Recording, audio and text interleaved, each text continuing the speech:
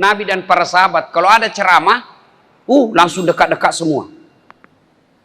Masapa iwere, masapa baraka. Begitu mulai berdiri Nabi, pada dekat. Kalau di sini saya lihat, Assalamualaikum warahmatullahi wabarakatuh. Pada jauh. Ciri-cirinya itu yang dekat-dekat dinding, itu sudah tua kasihan. Bukan karena godaan setan, sudah tua. Jadi wajar kalau dia jauh-jauh cari-cari panyandar-panyandar, ciri-ciri sudah tua kasihan itu. Bukan zamannya setan, tapi mencari duduk yang nyaman. Ibu bapak, saudara-saudara sekalian, suatu kali Nabi menuju ke perjalanan suatu tempat. Jadi kira-kira dari sini ya sampai ke depan pasar. Kira-kira seperti itulah. Ketika Nabi ke sana, Nabi melewati pemakaman, tapi bukan pemakaman Covid. Ya. Pemakaman biasa. Waktu Nabi lewat di kuburan itu, kompleks pemakaman, Nabi bersabda, "Ma peri-peri kok, langkahkan kakimu dengan cepat." Langsung sahabat begini semua. Sampai Nabi di tujuan. Setelah sampai di tujuan, Nabi pulang lagi. Lisusi. Kembali lagi. Rute yang sama. Melewati pemakaman. Begitu lewat pemakaman, seluruh sahabat kasih cepat lagi langkahnya. Nabi bilang, "Tidak usah, santai saja. Tidak usah buru-buru. Tidak usah buru-buru. Biasa saja jalanmu." Bertanya sahabat, "Ya Rasulullah, tadi waktu pergi, kami diperintah cepat-cepat. Sekarang tidak. Ada apa ya Rasul?" Nabi bersabda, "Andai saja kau diberi telinga seperti yang saya dengar, kau dengar ini orang disiksa di kuburnya. Ini orang dalam kubur disiksa. Tadi waktu pergi, saya tidak tega dan tidak tahan mendengar dia lama disiksa. Maka saya mau cepat jauh supaya saya tidak dengar dia disiksa. Icallai onna iye, icallai. Dena lemuknya waku mangkalingai. Ndak betah saya dengar dia disiksa. Maka saya buru-buru cepat supaya saya tidak dengar. Disiksa ini dalam kubur. Pulang tidak lagi. Ibaratnya tadi waktu pergi didengar ditumbuk kepalanya. Pak, dok, duk. Nabi kasihan. Pulang tidak ada lagi tumbuk-tumbuk. Lalu sahabat berkata, "Kenapa ya Rasul?" Nah, tadi Allah perintahkan kepada malaikat. Malaikat, sudah jangan lagi kau siksa dia. Hentikan siksaanmu. Kenapa? Tidak mungkin ini orang kusiksa, anaknya di dunia lagi belajar mengaji, membaca basmalah. Baru anaknya membaca Bismillahirrahmanirrahim. Allah perintahkan, malaikat, sudah, jangan kau siksa ini orang tua. Kenapa mak baca bismillah? Baru membaca anaknya yang hidup Bismillahirrahmanirrahim, Allah sudah perintahkan kepada malaikat, hentikan siksaan ini orang tua di kubur. Nah, ibu bapak, saudara-saudara sekalian, terutama bapak-bapak ini yang sudah muka-muka sakaratil maut. Karena itu kalau sholat subuh, pensiun-pensiun yang banyak, Pak. Ini saya lihat juga ini. Sudah pada putih rambut, mulai batok-batok. Bapak-bapak, mau bayangkan bagaimana nanti dikubur? Mau bayangkan bagaimana nanti nasibnya bapak dikubur? Lihat anak sekarang. Kalau subuh seperti ini, ada anak datang ke masjid, bapak sudah tenang deh. Tenang, Pak. Tapi bapak sudah makin tua, makin sakit-sakit, makin jalan makin susah. Anakmu tidak pernah kau dapati di masjid. Rumahnya memang mewah, pintu-pintunya berlapis emas, proyeknya miliar-miliar, tapi kau tidak pernah mendapatinya dalam masjid berjamaah. Tidak pernah kau dapatinya sholat subuh, tidak pernah kau dapatinya ngaji. Demi Allah, siap-siap kau sengsara nanti di kuburmu. Tapi kan ada amalku Ustadz, ada pahalaku Ustadz. Berapa lama bisa bertahan itu pahalamu? Akan habis. Berapa lama kita bisa tahan pahala yang kita buat? Saya sholat Ustadz, tapi tidak bisa tambah lagi ketika kita sudah dikubur. Saya puasa Senin Kamis Ustadz, tapi tidak bisa lagi tambah ketika kau sudah dikubur. Saya umroh tiap tahun Ustadz, begitu bapak masuk kubur tidak bisa lagi umroh. Tapi amalmu yang bisa berlari-berlari terus, memproduksi terus, mengalir terus, nambah terus, meskipun kau sudah mati, adalah anak yang soleh dan soleha. Biar bapak sudah tulang-tulangnya hancur, hilang sudah di muka bumi ini, tapi selama anaknya masih mengaji, meninggal anaknya, anaknya lagi anaknya mengaji, cucu namanya, anaknya lagi mengaji, cicit namanya, anaknya, cicitnya, cicit. Tapi begitu bapak meninggal, bapak tinggalkan anggota DPR yang tukang tipu, bapak tinggalkan pejabat yang korup, bapak tinggalkan anak perempuan yang tidak pakai jilbab, bapak tinggalkan kontraktor yang belum diresmikan perusahaannya sudah ambruk. Rugilah kalian menjadi orang tua. Dan itu hebatnya dia anak soleh, nggak susah. Bapak mau punya doktor S3, S1 sarjana namanya, S2 magister namanya, S3 doktor namanya, S4 teler namanya. Pak, bisa anakmu doktor kalau dia tidak sarjana? Saya tanya, bapak-bapak bisa ndak anak kita doktor kalau tidak sarjana? Bisa saja disebut doktor honoris causa, penghargaan. Tapi itu sedikit sekali. Ibu-ibu, ibu-ibu yang pegang handphone, saya doakan suamimu kawin lagi. Bilang kak tadi simpan dulu HP-mu. Dupai. Bu, Bu, bisa ndak anakmu jadi dokter kalau tidak pernah kuliah fakultas kedokteran? Ndak bisa. Kada bisa. Bujur ulun. Kada kawa. Mana rumah pian? Parak rumah Pak Imam. Saya suka bener itu orang Banjar kalau bicara. Mendayu-dayu. Beda orang Bugis. Kayak kok. Beda tuh orang Bugis itu. Kada manahan belaki Bugis. Dipadahi kada metepe. Bapak saudara-saudara sekalian, ayo.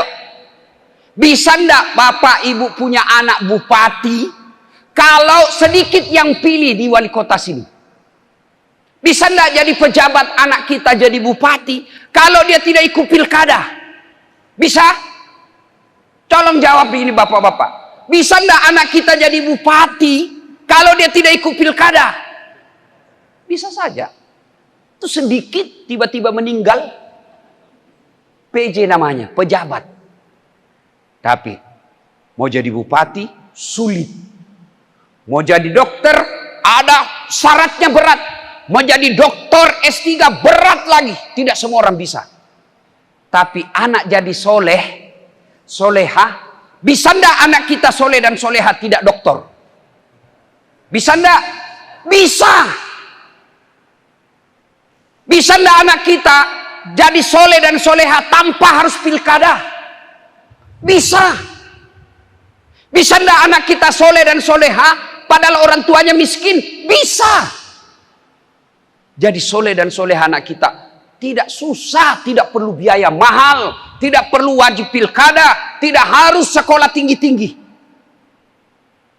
Cukup ajarkan agama.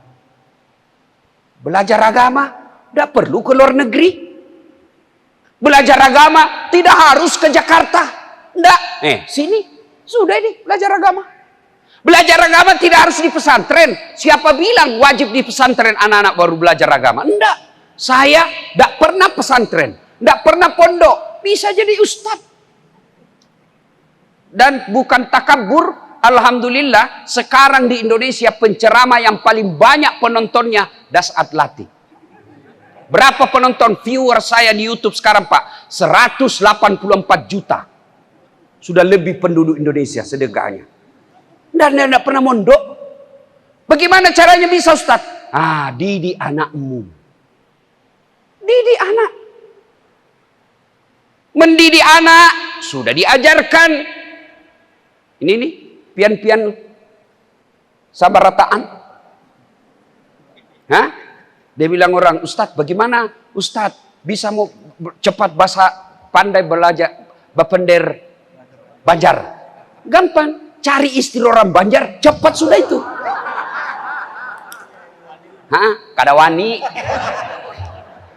Apalagi kalau istri pertama mau Bugis, nagerik kok. Saya bilang coba kutikam kok. Nah, mendidik anak. Kata Nabi, telutu kewajibanna tomatoilo riana. 3 kewajiban orang tua kepada anak. Artinya apa? Dosa pian-pian semua kalau kada memberinya. 3. Apa itu? 1. Lahir anakmu kasih nama yang baik.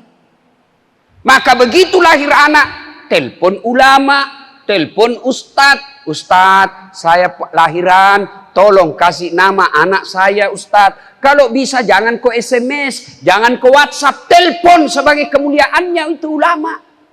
Ini kamu SMS. Sudah SMS saya lagi kau suruh bayar.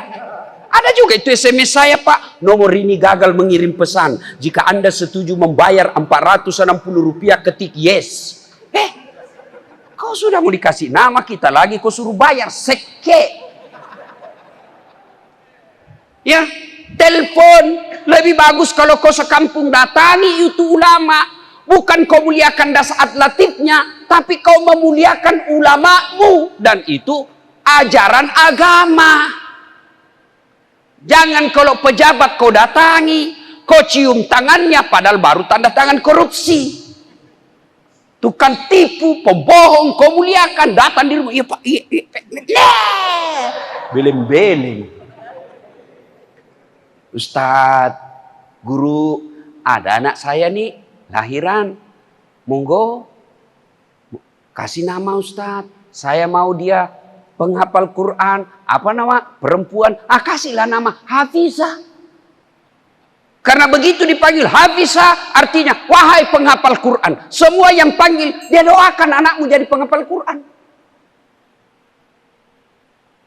Kasih nama yang baik. Jangan nama yang baik nama artis. Apa nama artis itu? Kasih nama ulama. Nah, saya kasih kau nama Khalid. Itu ada sahabat Nabi dulu. Panglima perangnya Umar bin Khattab. Menyebarkan Islam gagah perkasa. Tidak ada satu jengkal pun badannya yang tidak ada bekas perang. Bekas-bekas parang, bekas tombak, bekas panah, penuh badannya. Karena apa? Menyebarkan Islam. Saya mau kau seperti itu nak. Khalid bin Walid. Akhir perempuan. Nak, saya mau kasih kau nama Sumayyah. Siapa Sumayyah? Inilah umat Islam pertama yang mati syahid. Orang Islam pertama yang mati mempertahankan kemuliaan Muhammad SAW. Disuruh menghina Muhammad tapi diludahi mukanya Abu Jahal. Marah Abu Jahal, dia tombak, meninggal dia Pak, diikat. Saya mau kau seperti itu cintamu kepada nabimu. Kau pertaruhkan nyawamu demi memuliakan nabimu nak. Saya mau kau seperti itu. Lahir anaknya, nak saya kasih kau nama Lionel Messi. Saya mau kau jago main bola seperti Lionel Messi. Lionel Messi baru PC. Bagaimana mau jago main bola? Nah sampai sekarang PSSI selalu ribut. Ribut lagi. Kalah lagi PSM kemarin sama Borneo. Sekali PSM, tetap PSM. Hidup PSM. Ayo, satu kasih nama yang baik. Itulah dulu orang-orang Bugis Pak, kalau dia kasih namanya. Karena kasihan mereka belum tahu kalimat-kalimat Arab. Mereka belum tahu bahasa-bahasa Arab. Maka mereka memberikan nama-namanya anaknya yang ada marwah di dalamnya. Ada harapan besar di dalamnya. Kasih nama, nak, namamu siapa? Latan Ritetah. Itu artinya tidak ada yang berani sama kamu. Nah, saya kasih kau nama Latan Risau. Apa artinya? Tidak terkalahkan. Orang Bugis. Ada juga ambo-ambo. Ambo dalek, murah rezekinya. Ambo upe, selalu beruntung. Ambo saka, tidak pernah lolos pilkada. Itu orang Bugis kalau banyak anaknya lahir meninggal lagi, hidup satu, maka dia kasih namanya Ambo Saka. Enggak? Atau biasa juga Ambo Tuo. Ada juga Ambo Tang yang banyak di bengkel. Ambo Tang. Kalau dia suka jual perhiasan, Ambo Intang. Enggak, macam-macam. Itu harapan, doa. Orang Jawa juga begitu. Saya tidak bisa jelaskan nama-nama Jawa, tapi begitu juga pasti. Joko Widodo, Susilo Bambang Yudhoyono. Banyak O-nya kalau orang-orang Jawa. Itu pasti ada harapan di dalamnya. Kasih nama yang baik.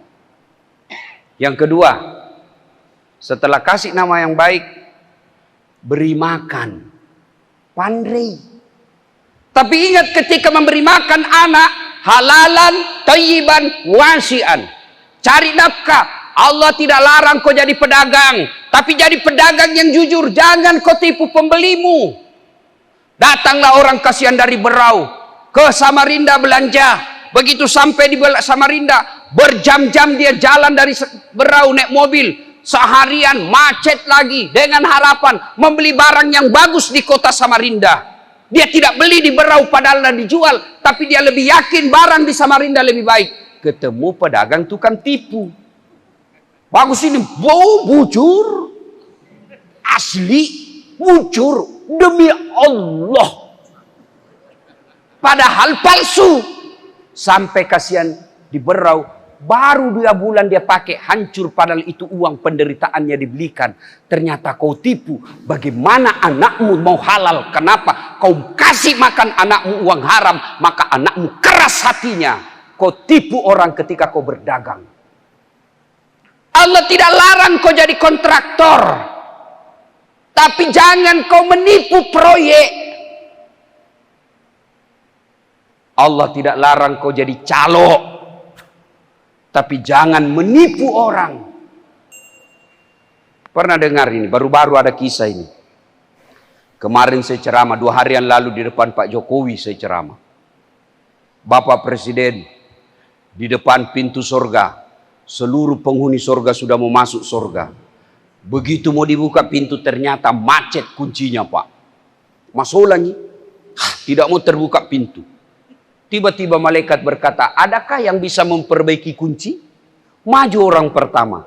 Saya bisa, malaikat. Siapa namamu? Momoto. Dari mana? Dari Jepang. Saya bisa memperbaiki ini, tapi biayanya 3 juta. Untuk apa 3 juta? 2 juta pergantian spare part barang. Pergantian barang yang rusak, 1 juta biaya kerja. Oke. Maju orang kedua. Saya lebih bisa. Siapa namamu? George dari Amerika. Tapi saya bisa memperbaiki lebih baik dari tadi. Tapi biayanya agak mahal. 5 juta rupiah. Kata malaikat, kenapa bisa lebih mahal? Dia bilang 2 juta biaya penelitian. Dipelajari dulu apa masalahnya. 2 juta pergantian barang rusak. 1 juta saja biaya kerja. Maju orang ketiga. Nama broker.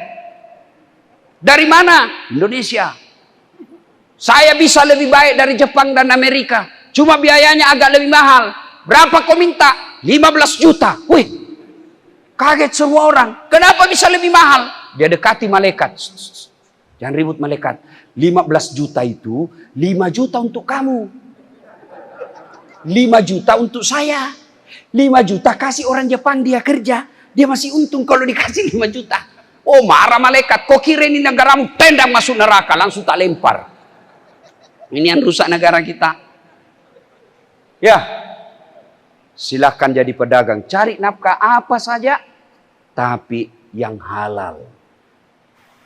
Kenapa ya anak saya itu begal sekali, Ustaz? Susah dinasehati. Lain dikata, lain dia lakukan. Terlalu sering kau kasih makan uang haram anak. Yang ketiga, kata Nabi, cara kewajiban orang tua kepada anaknya, mendidiknya. Didik anak, boleh kau baca buku riset dari Amerika. Boleh kau baca hasil penelitian dari Eropa, boleh. Tapi keliru mendidik anak tidak membuka Quran. Buka Quran.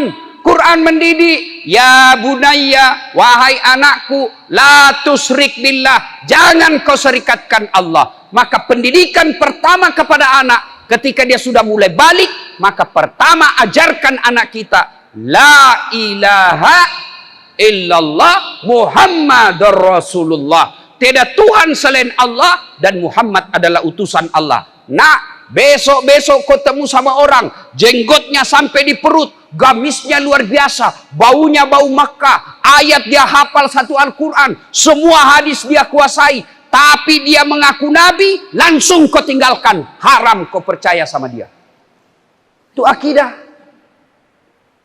Nah, besok-besok kau ketemu penceramah, dia hebat dakwanya, hebat ceramahnya, tapi dia mengatakan ada Tuhan selain Allah. Semua agama sama di muka bumi ini. Nasrani, Kristen, Katolik, Yahudi sama saja di hadapan Allah. Tinggalkan kajian itu. Bagi kita orang Islam, la ilaha illallah, tidak Tuhan selain Allah. Allah adalah Tuhannya Islam. Kalau ada yang mengatakan Tuhan ini, Tuhan ini, Tuhan ini, tinggalkan pengajian itu tanpa kau harus maki-maki. Tinggalkan saja. Itu namanya akidah. Ajari akidah anak kita dari kecil. Ada yang hina agamamu, nak, kau lebih baik mati daripada orang kau biarkan menghina agamamu. Itu akidah. Nah, ajarkan. La tusrik billah. Ayat berikutnya dijelaskan dalam surah itu, kamu berjalan di muka bumi, nak, jangan kau sombong. Itu kalau Al-Quran itu menjelaskan anak-anak yang hebat. Al-Quran katakan, tinggalkanlah anakmu seperti pohon yang akarnya menjulang ke bawah. Banyak akarnya dan kuat. Kena angin, kalau pohon kuat akarnya, kena angin paling rebah, naik lagi. Kena angin kencang, naik lagi. Kenapa? Karena akarnya kuat. Itu akar menurut para ahli tafsir akidah.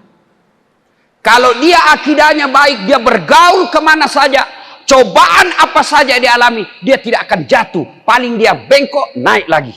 Akidahnya kuat. Lalu Quran lagi menggambarkannya, dan dahan rantingnya kokoh, naik ke atas. Artinya apa? Dia punya rumah yang baik. Dia punya sistem ekonomi yang mapan. Dia punya kehidupan yang baik. Tapi yang ketiga, anak yang baik itu kita tinggalkan menurut Quran. Dia punya buah yang banyak dinikmati orang. Artinya apa? Kuat akidahnya, bagus ekonomi, tapi dia dermawan, hartanya dinikmati oleh orang banyak. Itulah anak yang baik.